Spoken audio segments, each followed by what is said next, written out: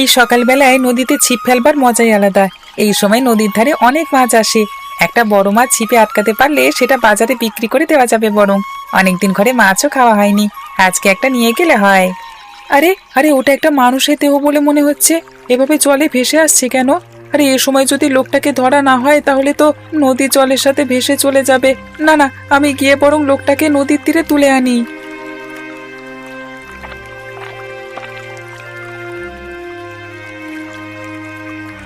লোকটা মারা গেছে নাকি? কই দেখি তো একবার বুকে হাত দিয়ে। আরে না না, এখনো তো লোকটা বেঁচে আছে। না না, লোকটার অনেক বয়স হয়েছে বলে মনে হচ্ছে। ওকে এখানে এভাবে ফেলে রাখা ঠিক হবে না। আমি বরং গ্রামে দৌড়ে যাই, কাউকে ডেকে আনি। আমি একা তো লোকটাকে গ্রামের মধ্যে নিয়ে যেতে পারবো না।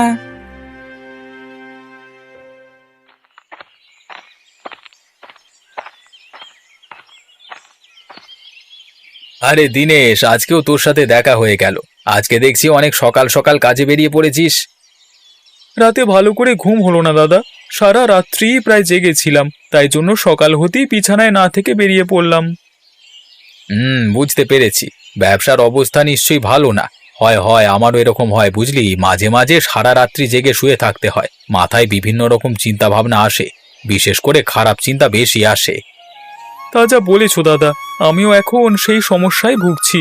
শুধু মনে মনে ভাবি কালকেই মনে হয় ব্যবসাটা জলে চলে যাবে, তখন আমি আমার সংসার কিভাবে চালাবো। তা নিখিলদা, বৌদি কেমন আছে? তোর বৌদি তো দিব্যি আছে। তা মেয়ে কেমন আছে তোর? মেয়ে আমার ভালোই আছে। এই তো তোমাদের ঘরে যাবে বলে কি সব যেন রান্না বান্না করছে দেখলাম, বলো কাকিমাকে গিয়ে খাওয়াবো।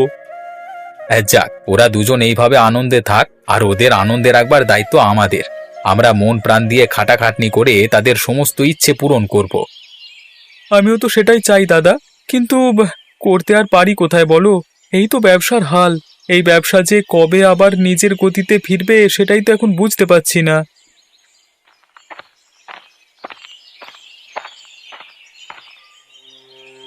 এই যে কাকারা, ভালোই হলো তোমাদের এখন রাস্তায় পেয়ে গেলাম। কি হলো পিনাকি, তুই এভাবে হাঁপাচ্ছিস কেন? কোনো বিপদে পড়েছিস নাকি? বিপদ আমার নয়, তোমরা আমার সঙ্গে এক্ষুনি চলো। আরে আমরা তো কাজে বেরিয়েছি, এখন তোর সাথে কোথায় যাব বল দেখি। চলো না তাড়াতাড়ি আমার সাথে, নদীর ধারে একটা জিনিস তোমাদের দেখানোর আছে। তাড়াতাড়ি চলো, বেশি দেরি করো না, দেরি করলে আবার বিপদ হয়ে যেতে পারে। আচ্ছা তুই যখন বলছিস তাহলে একবার তোর সাথে গিয়ে ঘুরে আসি। চল, কোথায় আমাদেরকে নিয়ে যাবি, চল।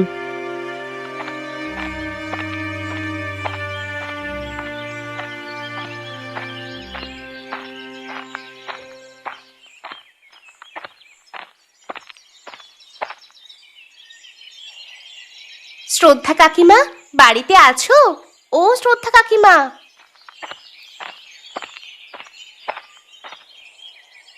আয় পাপড়ি আয়, তোর জন্যই এতক্ষণ অপেক্ষা করছিলাম। তা আজকে আসতে এত দেরি করলি যে? কাকিমা, তোমার জন্য গুড়ের পায়েস বানিয়ে এনেছি, খেয়ে দেখো তো কেমন হয়েছে। ও বাবা, তাই নাকি? সকালবেলায় উঠে তুই গুড়ের পায়েস বানিয়েছিস আমার জন্য? হ্যাঁ কাকিমা, আজকে আমার মন গেল তোমার জন্য কিছুটা পায়েস বানিয়ে আনি। এসবের আবার কি দরকার ছিল বলতো দেখি? শুধু শুধু হাত পুড়িয়ে রান্না করতে গেলি। আয় ভেতরে আয়।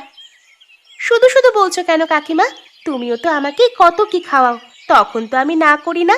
এই নাও, এই টিফিনের মধ্যে পায়েস আছে, তুমি আমাকে খেয়ে বলো কেমন রান্না করেছি। আচ্ছা রে, তোকে বলবো। আয়, তোর জন্য আমি কিছুটা দুধ রেখে দিয়েছি, খাবি আয়। কাকা কি কাজে বেরিয়ে চলে গেছে? হ্যাঁ, তোর কাকা বেরিয়ে চলে গেছে। তোর বাবা বোধহয় এখনো বের হয়নি, তাই না? হ্যাঁ, বের হবে না কেন? আসলে বাবার কালকে সারা রাত ঘুম হয়নি, তাই জন্য আজকে অনেক সকালেই ঘুম থেকে উঠে ব্যবসার কাজে বের হয়ে গেছে। কেন রে, তোর বাবার শরীর খারাপ নাকি? কি হয়েছে তার? আসলে বাবার ব্যবসা ইদানিং ভালো যাচ্ছে না, সেই চিন্তায় রাত্রে ঘুম আসছে না তার। ও, এতক্ষণে ব্যাপারটা বুঝতে পেরেছি। তোর কাকারও মাঝে মাঝে এমন হতো জানিস, তারপর ধীরে ধীরে আবার ঠিক হয়ে যেত। তোর বাবাও দেখবি ধীরে ধীরে ঠিক হয়ে যাবে। তাই যেন হয় কাকিমা, এইভাবে সারাক্ষণ যদি না ঘুমিয়ে থাকে তাহলে যে শরীর খারাপ করে যাবে, সেটাই তো আমার ভয়। যদি শরীর খারাপ হঠাৎ করে যায় তাহলে আমি কি করব বলো তো? কোনো ভয় নেই। তুই মাঝে মাঝে তোর বাবাকে ভালো ভালো কথা বলে শোনাবি, কোনো রকম আবদার করবি না, কিচ্ছু চাইবি না। তাহলে দেখবি তোর বাবা ধীরে ধীরে আবার আগের মতন হয়ে যাবে। ঠিক আছে কাকিমা, তুমি যখন বলছো তখন আমি তাই করব।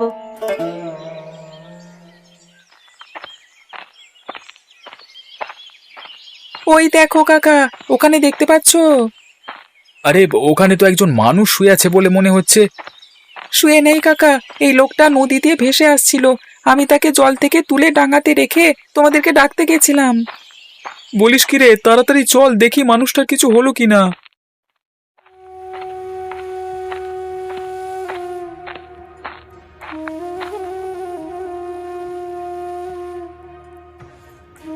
এই তো ওনার জ্ঞান ফিরে এসেছে। একে আমি কোথায়? আমাকে এখানে ফেলে রেখেছো কেন? আপনি কে বাবু? আপনি এই নদীর জলে ভেসে ভেসে আসছিলেন। আমি এখানে বসে ছিপ ফেলছিলাম, আর তখন আপনাকে ভেসে আসতে দেখে আমি আপনাকে এখানে টেনে তুলে আনি। আপনি কে, আর এভাবে জলে ভেসে কোথায় আসছিলেন?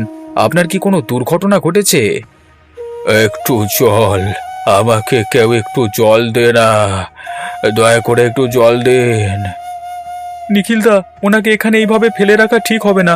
চলো চলো, আমরা ধরাধরি করে ওনাকে ঘরে নিয়ে যাই। তুমি ঠিকই বলেছ বাবু, আপনি আমাদের সাথে চলুন, একটু কষ্ট করে আমাদের সাথে চলুন।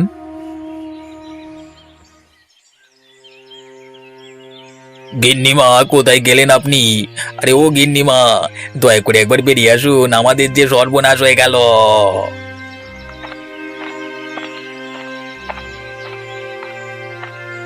কি হলো রুবেল, তুই ওইভাবে চোখের জল ফেলছিস কেন? কি হয়েছে? আমাদের সর্বনাশ হয়ে গেল, এখন আমরা কি করব বলুন তো? কি হয়েছে সেটা তো বলবি। কোনো দুর্ঘটনার কথা বলছিস নাকি? কি হয়েছেটা কি? আর তোর বাবু কোথায়? গিন্নিমা, আমাদের বাবু নদীর জলে ভেসে গেছে। কি বলছিস কি তুই? কি করে হলো এসব? আমরা প্রতিদিনের মতো একটু বাইরে বেড়াতে গেছিলাম, কিন্তু বাবু হঠাৎ করে ইচ্ছে হলো এই জেলেদের সাথে মাঝ নদীতে নৌকায় করে গিয়ে মাছ ধরা দেখবে। আর সেখানে গিয়েই হলো যত বিপত্তি। আমরা যেই মাঝ নদীতে পৌঁছেছি অমনি একটা বিশাল বড় মাছ আমাদের নৌকাতে এসে ধাক্কা মারলো, আর বাবু সঙ্গে সঙ্গে নদীর জলে গিয়ে পড়লেন। ওরে বাবা! কি বলছিস কি তুই? তোর বাবু তো সাঁতারও জানেন না, তার মানে কি? হ্যাঁ গিন্নিমা, নিমেষের মধ্যে আমাদের চোখের সামনে ওই নদীর স্রোত বাবুকে ভাসিয়ে নিয়ে চলে গেল। বাবু বাঁচবার জন্য অনেকবার চেষ্টা করলেন, আমরাও অনেক চেষ্টা করলাম, কিন্তু কিন্তু কিছুতেই পারলাম না গিন্নিমা। নদীর স্রোত বাবুকে ভাসিয়ে নিয়ে চলে গেল। হায় হায় হায়, এখন আমাদের কি হবে? এত বড় জমিদারি কে দেখবে? আমার যে সর্বনাশ হয়ে গেল। হে ওপরওয়ালা, তুমি আমার সাথে এমন কাজ করতে পারো না। গিন্নিমা, আপনি কাঁদবেন না, আপনার শরীর খারাপ করে যাবে। আমি আর বেঁচে থেকে কি করব রে রুবেল? আমার জীবনটাই যে শেষ হয়ে গেল। আমি যে ভাবতেই পারছি না উনি এরকম দুর্ঘটনার কবলে পড়বেন। হায় হায় হায় হায়।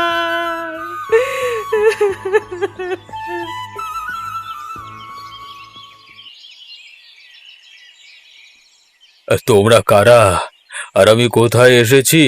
তোমরা আমাকে এখানে শুয়ে রেখেছো কেন? আপনি হয়তো নদীর জলে ডুবে গিয়েছিলেন, তারপরে এই পিনাকি আপনাকে উদ্ধার করে। আপনি এখন কেমন বোধ করছেন? আর একটু গরম দুধ দেবো আপনাকে? ও, আমার এখন ধীরে ধীরে সবকিছু মনে পড়ছে। আমি তো আজকে নদীতে ভেসে গেলাম, তো তারপর তারপর আর কিছু মনে নেই। আপনাকে দেখে তো কোনো অভিজাত পরিবারের মানুষ বলে মনে হচ্ছে, তা আপনি কি আপনার সম্বন্ধে কোনো কথা মনে করতে পারছেন? পারছি। আমি আজকে সকালেই জেলেদের সাথে প্রথমবার মাছ ধরতে বেরিয়েছিলাম নৌকায় করে। তারপর হঠাৎ আমার পেছন থেকে কে যেন ধাক্কা মারলো, আর আমি জলে গিয়ে পড়লাম। তারপর আমি অনেকবার বাঁচবার জন্য ছটফট করলাম, কিন্তু কেউ আমাকে বাঁচালো না। সবাই নৌকায় দাঁড়িয়ে হাসছিল। ও, তার মানে আপনাকে কেউ বা কারা মারবার চক্রান্ত করেছিল। তবে এটা দেখে ভালো লাগছে যে আপনি বেঁচে আছেন এবং সুস্থ আছেন, আর আপনাকে জল থেকে উদ্ধার করে পিনাকি একটা মহৎ কাজ করেছে। সত্যি এতটুকু ছেলে আমার যে জীবন বাঁচাবে আমি কল্পনাও করতে পারিনি। আপনার পরিবারে কে কে আছে? আমি আর আমার গিন্নি, কিন্তু আমাকে যে ওরা সরিয়ে দিতে চেয়েছিল, তার মানে আমার জমিদারির প্রতি ওদের নিশ্চয়ই লোভ আছে, আর আমি বুঝতে পারছি এ কাজ কে করতে পারে। ও, তার মানে আপনি কোনো বড় বংশের মানুষ, তাই না? তাহলে আমি তো ঠিকই আন্দাজ করেছিলাম। নিজেকে আর বড় বলি কি করে?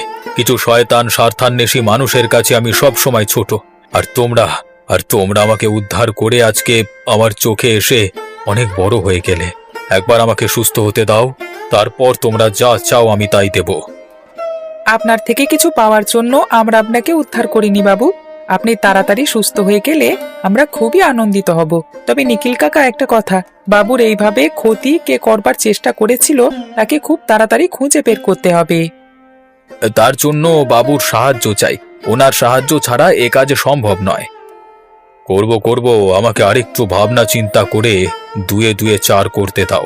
তারপর আমি তোমাদেরকে সবকিছু বলবো। আর তোমরা যদি সাথে থাকো তাহলে ওই শয়তানকে গারদে পুরবো।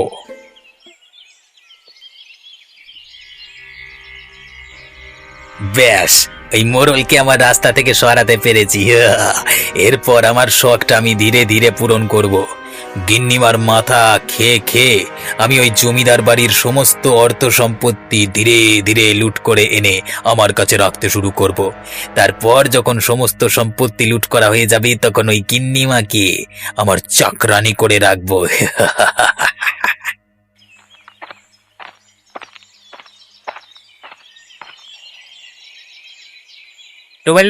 রুবেলদা ভেতরে আছো নাকি? একবার বেরিয়ে এসো, দরকার ছিল। কি ব্যাপার, তোর এখানে কি চাই? কি হলো তোর এখন? কি হলো মানে? তোমার জন্য যে আমরা এত বড় কাজ করে দিলাম, সেই কাজের জন্য তুমি যে বললে আমাদের কিছু টাকা দেবে, সেটা তো নিতে এলাম। আজ কি তো কাজটা করেছিস নাকি? এরই মধ্যে টাকা টাকা করে লাপাচ্ছিস কেন? তোকে ঠিক সময় টাকা দিলি তো হচ্ছে। না বাবা, এসব কাজে কাউকে বিশ্বাস করতে নেই। কাজ করিয়ে নিয়ে টাকা পয়সা দিতে চায় না। তুমি আমার টাকা আমাকে বুঝিয়ে দাও, আমি বাবা টাকা নিয়ে চলে যাই। তারপর তুমি তোমার মতো থাকো, আমি আমার মতো থাকি। শোন, বেশি জোর করিস না আমাকে। বেশি জোর করলে কিন্তু ভালো হবে না। তুমি কি আমাকে হুমকি দিচ্ছ? ওরকম গরম দেখিয়ে কথা বলবে না বলে দিলাম, না হলে তোমার চক্রান্ত সবার কাছে ফাঁস করে দেব। আজকে তোমার এসব 2 নম্বরই কাজের জন্য আমি বাজারে গিয়ে মাছ বিক্রি করতে পারিনি। তাই যত তাড়াতাড়ি সম্ভব আমার আজকের টাকাটা বুঝিয়ে দিও। আরে তুই রাগ করছিস কেন? আমি কি তোকে সে কথা বললাম? আমি বললাম একটুখানি অপেক্ষা কর। আরে শুনিসনি, অপেক্ষার ফল সবসময় মিটে হয়, বুঝলি? আমি ওসব কথা শুনতে চাই না বাবু। আমার টাকা আমি আজকেই চাই, আর আজকের কথা আমি সারা জীবনের জন্য ভুলে যেতে চাই। আজকের পর থেকে আমি তোমাকে চিনি না, আর তুমিও আমাকে চেনো না। আচ্ছা ঠিক আছে, তুই তাহলে আজকে সন্ধেবেলায় আয়। এখন তোর হাতে টাকা দিলে লোকে সন্দেহ করবে। সন্ধেবেলায় আয়, তোকে ঠিক টাকা দেবো, ঠিক আছে? মনে থাকে জানো, যদি কথার নড়চড় হয় তাহলে কিন্তু তোমার কপালে দুর্গতি আছে। এই শালাকেও জলের মধ্যে ঠেলে দিলে ভালো হতো। কথায় বলে পাপ কাজের কোনো রকম প্রমাণ রাখতে নেই। সুযোগ পাই তোকেও এইভাবে জলে ডুবিয়ে মারবো একদিন। আমি এই প্রতিজ্ঞা করলাম।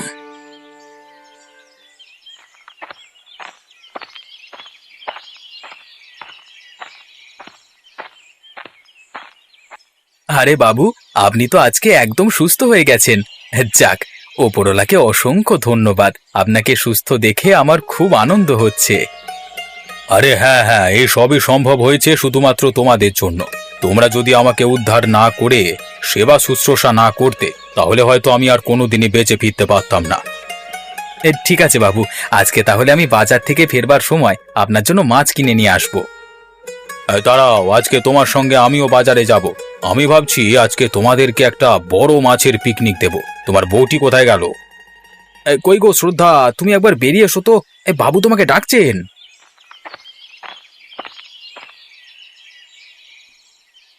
আরে বাহ বাবু, আপনি তো আজকে একদম সুস্থ হয়ে গেছেন। হ্যাঁ শোনো বৌমা, আজকে আমি ভাবছি তোমাদের একটা বড় মাছের পিকনিক দেব। তোমরা আমাকে এত কষ্ট করে মৃত্যুর মুখ থেকে ফিরিয়ে আনলে, সেই কারণে। তা কালকে তোমরা যারা যারা ছিলে সবাইকে একটু নিমন্ত্রণ করতে পারবে তো? পারবো না কেন, এক্ষুনি তো পাপড়ি চলে আসবে। পাপড়ির বাবা হলো নিখিল দা, আর পিনাকিকে তো আমরা এক্ষুনি তুলে নিয়ে চলে আসব। তাহলে তো কোনো কথাই নেই। আমি আর নিখিল বরং একবার মাছের বাজার থেকে ঘুরে চলে আসি, দেখি একটা বড় দেখে মাছ কিনে আনি। আর তোমরা সবাই মিলে তাহলে এইদিকে কোটা বাটা আরম্ভ করো। হ্যাঁ, আমরা এলি রান্না চাপিয়ে দেবে, কেমন? চলুন বাবু, তবে আমরা বেরিয়ে পড়ি। বেশি দেরি করলে আবার বড় মাছ পাওয়া যাবে না। আরে আমি তো আছি, তুমি কোনো চিন্তা করো না।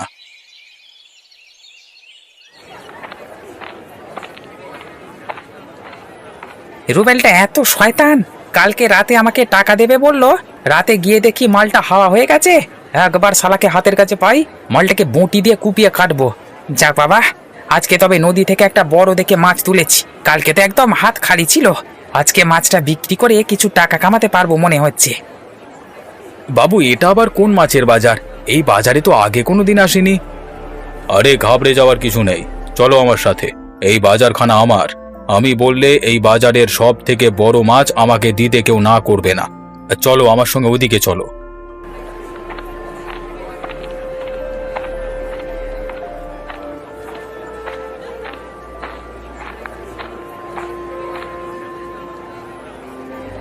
এই যে জেলে, এই বড় মাছটা কত করে দিচ্ছ? আরে মোড়ল মশাই, আপনি আপনি কিভাবে মানে এই আরে তুই সেই জেলে না, যার নৌকায় চেপে গতকাল সকালে আমি নদীতে মাছ ধরা দেখতে গেছিলাম? হ্যাঁ বাবু, আমি সেই। আপনি তো নদীতে পড়ে গেলেন, তারপর? আমি পড়ে গেলাম নাকি আমাকে পেছন থেকে ঠেলে দেওয়া হলো? আমি তো অনেকবার বাঁচানোর জন্য কাতর আরতি জানিয়েছিলাম, তোরা তো আমাকে বাঁচালি না। এখন সত্যি করে বলতো, তোদের মতলবটা কি ছিল? সত্যি বলছি বাবু, আমি কিচ্ছু জানি না, আমাকে ক্ষমা করে দিন বাবু। তার মানে তুই নিশ্চয়ই কিছু জানিস, না হলে তুই অকারণে ক্ষমা চাইবি না। শোন, তুই ভালোই ভালোই যা জানিস সব কিছু বলে দে, না হলে কিন্তু তোর কপালে দুর্গতি আছে। আমি আমার গ্রামের সমস্ত লোককে ডেকে এনে তোদের কিন্তু ঠেঙিয়ে আধমরা করে দেবো বলে দিলাম। আমি বলছি আমাকে দয়া করে কিছু করবেন না। আগে তুই বল, তারপর কিছু করবার না করবার দায়িত্ব সবকিছু আমার। বাবু, ওই আপনার পাশে থাকে রুবেল, ওই সব কিছু ওর চক্রান্ত ছিল। হ্যাঁ, আপনার জমিদারিটা ও নিজের নামে করে নিতে চায়, তাই জন্য আমাকে আগে থেকেই ফিট রেখেছিল। বিশ্বাস করুন বাবু, আমি এই কাজটা নিজের ইচ্ছায় করতে যাইনি। তার মানে আমি যেটা সন্দেহ করেছিলাম ঠিক তাই হয়েছে। ওই রুবেলকে আমি ছাড়বো না। চলুন মোড়ল মশাই, আজকে এই গ্রামে গিয়ে বেটাকে কলার ধরে আপনার পায়ের নিচে নামাই। ওকে আপনি আর পাবেন না বাবু, ওই লোক কালকে রাত্রি উধাও হয়ে গেছে। কোথায় যে গেছে জানি না। আমাকে বলেছিল তোকে রাত্রিবেলা টাকা দেবো, আমি টাকা নিতে গিয়ে দেখি বেটা উধাও হয়ে গেছে। তার মানে বিপদের ভয়ে সে নিশ্চয়ই গা ঢাকা দিয়েছে কিছুদিনের জন্য। তারপর অবশ্যই সে আবার ওই গ্রামে ফিরে গিয়ে আমার গিন্নির ওপর চাপ ফেলবে, কিন্তু তা তো হতে দেওয়া যায় না। ঠিক আছে, এর পরের ব্যবস্থাটা আমি করব। তার আগে তুই যে কাজ করেছিস তার শাস্তি স্বরূপ তোর এই বড় মাছটা আমি বিনামূল্যে নিলাম। বাবু, না খেতে পেয়ে মরে যাবো, একটু দয়া করুন বাবু। তোর এই পাপ কাজের শাস্তি না দিয়ে তোকে যে ছেড়ে দিচ্ছে, এটাই তোর জন্য মঙ্গল। বেশি কথা বললে বলেছি না, গ্রামের লোকজন ডেকে থেতো করে দেব, ঠিক আছে?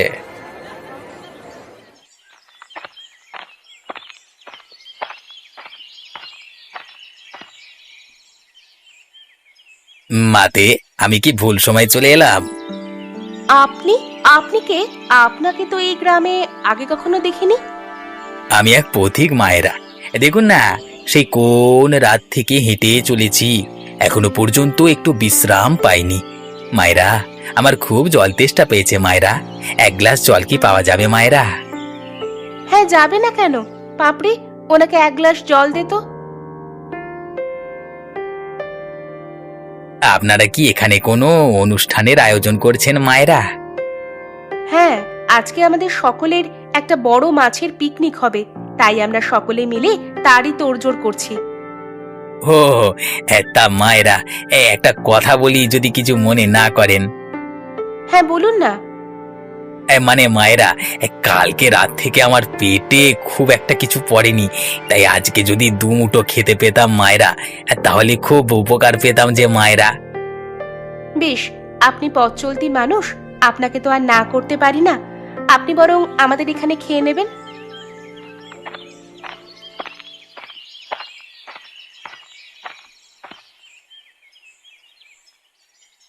এই দেখো গিন্নি, বড় মাছ নিয়ে চলে এসেছি। কত বড় সাইজ দেখো এটার। কি মোড়ল মশাই আপনি? এই তো বেটা রুবেল, তুই বেটা ঘুরে ফিরে এখানেই চলে এলি।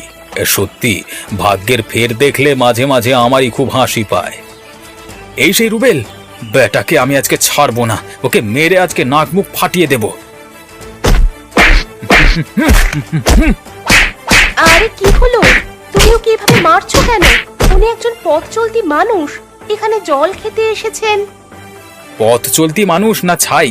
এই সেই লোক যে বাবুকে নৌকা থেকে নদীর জলে ফেলে দিয়ে মারতে চেয়েছিল। আজকে বাজারে গিয়ে ওই জেলের কাছ থেকে আমরা সব ঘটনা শুনে এলাম। বলছো কি? এইসব কি সত্যি নাকি? হ্যাঁ রে মা, এই সেই লোক যে আমাকে শেষ করে দিয়ে আমার সমস্ত জমিদারি নিজের নামে করে নিতে চেয়েছিল, কিন্তু তোদের জন্য সেই কাজে সফল হতে পারেনি। গিন্নি, একটা লোহার শিক গরম করতো, ব্যাটার মুখের ভেতর ঢুকিয়ে দি। মোড়ল মশাই, আমার ভুলে গেছে মোড়ল মশাই, আমাকে দয়া করে ক্ষমা করে দিন মোড়ল মশাই। আরে বাবা, জীবনে এ কাজ করবো না। ক্ষমা তো তোকে করব নাই, আজকে শুধু আমাদের বড় মাছের পিকনিকটা হতে দে, তারপর তোর মজা আমি দেখাবো। আমি ততক্ষণ ওকে গাছে বেঁধে রাখি, ব্যাটার ছেলেকে দেখাবো মজা।